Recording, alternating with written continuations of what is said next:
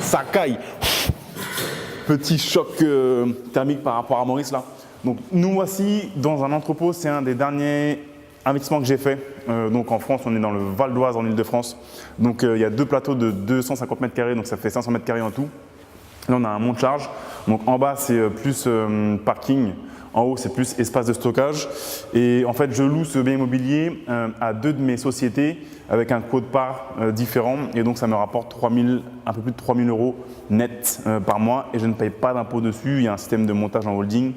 Et en fait, quand on a plusieurs entreprises, quand on a des business, quand on utilise un petit peu les techniques des riches, entre guillemets, pour investir et créer de la richesse, eh bien, on ne paye quasiment pas d'impôt. Je sais que c'est injuste, mais nous, ce qu'on veut, c'est utiliser les mêmes méthodes de ces gens-là pour avoir les mêmes bénéfices.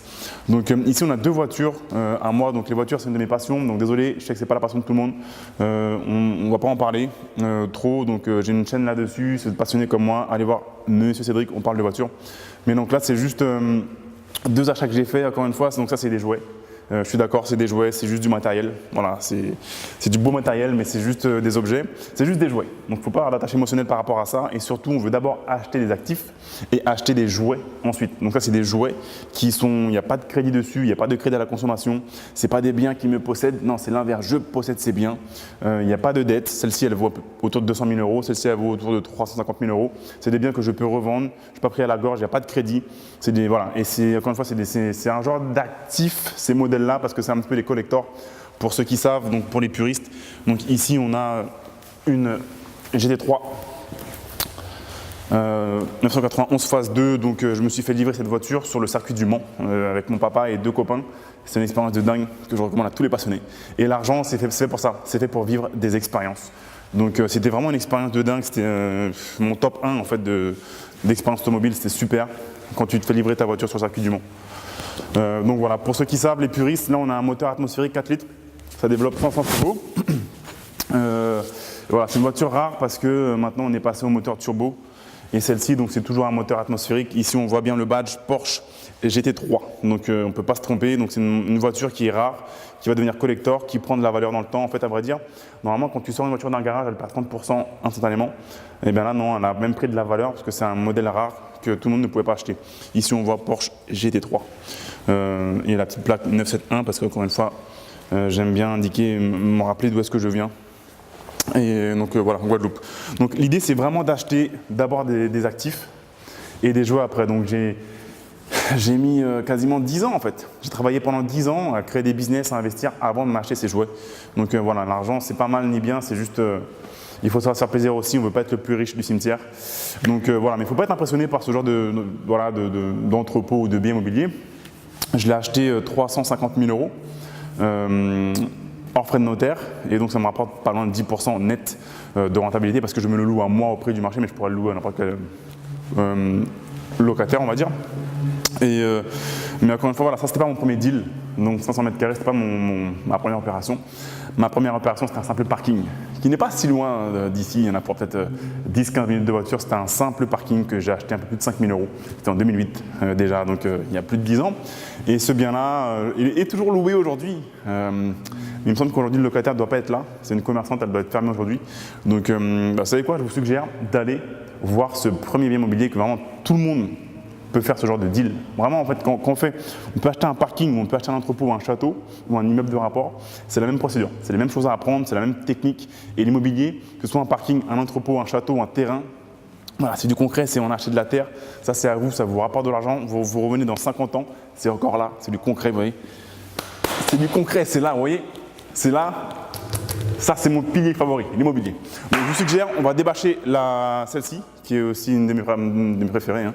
Petit coup de cœur. Donc, V12 atmosphérique Aventador S. Et on va aller sur mon premier deal, simplement pour vous montrer, pour vous inspirer, pour vous montrer que voilà, on peut commencer par un petit parking et après continuer avec des trucs plus gros.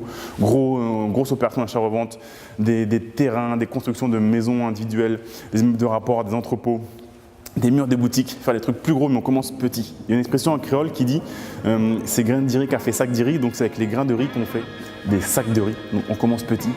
Et en français, en fait, ça donne, c'est les petits ruisseaux qui font les grands fleuves. Donc on commence petit, on travaille, on investit. Et au final, ça grossit, ça grossit, ça grossit. Et après, on fait des plus en plus gros. Allez, c'est parti, on va aller faire un tour sur mon premier parking.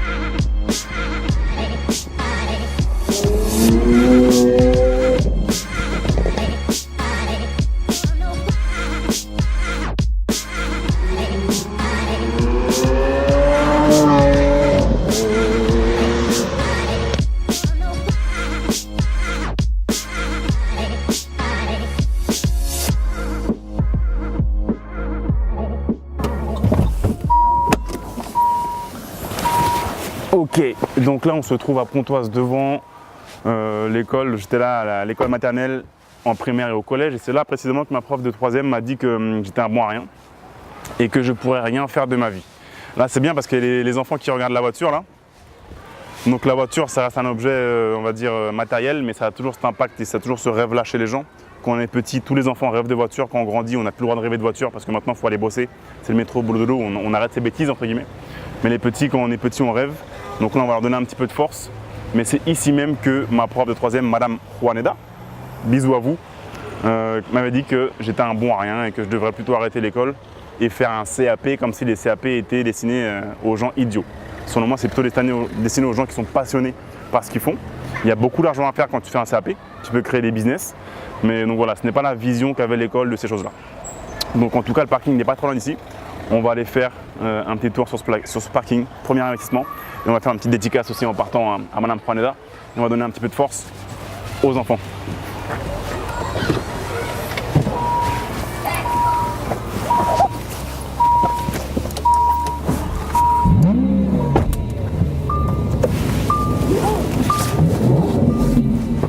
Madame Juaneda, ça c'est pour vous.